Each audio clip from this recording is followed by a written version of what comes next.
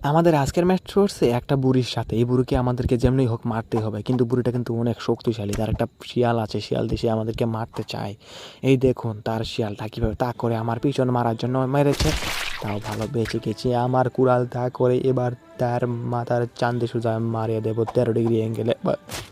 কী হলো এটা কিছুই বুঝতে পারলাম না, কিন্তু তার শিয়াল আমাকে তাক করে এগিয়ে আসছে না। তার শিয়ালও আমাকে চোখে দেখে নিয়ে কানা শিয়াল। এবার আমি 13 ডিগ্রি অ্যাঙ্গেলে আবারও ঠুং, কিন্তু না না, আমার চোখ এত কানা হলো কখন থেকে। তার শিয়াল এবার আর মিস করবে না, কিন্তু তার শিয়ালও মিস করে দিল। আসলে আমার মনে অনেক দয়া, তাই এই বুড়িকে মারতে পারতেছি না, সরি মারতে চাইতেছি না, ঠিক আছে। তারপর আমি চেষ্টা করব তাকে আঘাত করার জন্য, কারণ আমি অত দয়াবানও না। কিন্তু আমার এঙ্গেল মেঙ্গেল সব এগুলা পাল্টাই যাইতেছে, এবং এই শিয়াল বুড়ি কিন্তু এবার আমাকে মারতেই ধরছিল, কিন্তু অল্পের জন্য আমাকে লাগেনি। এবার আমি 100 পারে 10 ডিগ্রি অ্যাঙ্গেলে মারার চেষ্টা, কিন্তু 99 11-তে তারপরও তাকে মারতে পারতেছি না।